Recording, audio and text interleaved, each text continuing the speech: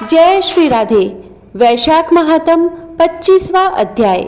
तब व्याध कहने लगा कि हे मुने, पूर्ण भोग वाले मनुष्यों की मुक्ति कब होती है?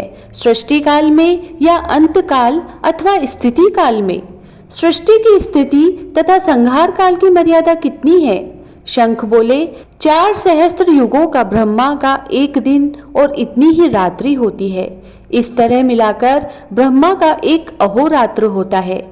15 अहोरात्र एक यक्ष और 2 पक्षों का एक मास होता है। 2 मास की एक ऋतु, 3 ऋतुओं का एक अयन और 2 अयन का एक वर्ष होता है। इसी प्रकार ब्रह्मा जी के 100 वर्षों का एक ब्रह्मकल्प होता है।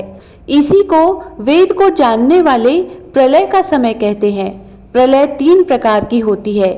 एक मानव प्रलय जिसमें मनुष्यों का अंत होता है। दूसरी दैनंदिन प्रलय, ब्रह्मा जी के मुहूर्त में एक मनु की प्रलय होती है। इसी प्रकार जब 14 मनु हो जाते हैं तब एक दैनंदिन प्रलय होती है। मनवंतर प्रलय में पृथ्वी, आकाश और पाताल तीनों लोकों का प्रलय हो जाता है। परंतु इस मनवंतर प्रलय में चैतन्य जीवों का ही नाश होता है, किंतु लोकों के स्वरूप का नाश नहीं होता। केवल उन लोकों में जल प्लावन हो जाता है।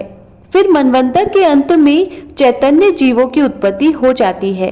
लेकिन दैनंदिन प्रलय में लोक और लोकत्व सबका नाश हो जाता है। सिर्फ एक सत्य लोक ही रह जाता है। ब्रह्मा जी के शयन करने पर चैतन्य अधिभूतों सहित सबका नाश हो जाता है। कोई कोई तत्वाभिमानी देवता और मुनि बचे रहते हैं तथा सत्य लोक के शयन करने वाले भी रह जाते हैं, जो कल्प भर तक सोते रहते हैं। फिर रात्रि के समाप्त होने पर ब्रह्मा जी पुनः सृष्टि की रचना करते हैं। शंख कहने लगे, व्याध, अब मैं तेरे सामने सृष्टि काल और मुक्ति काल का वर्णन करता हूँ।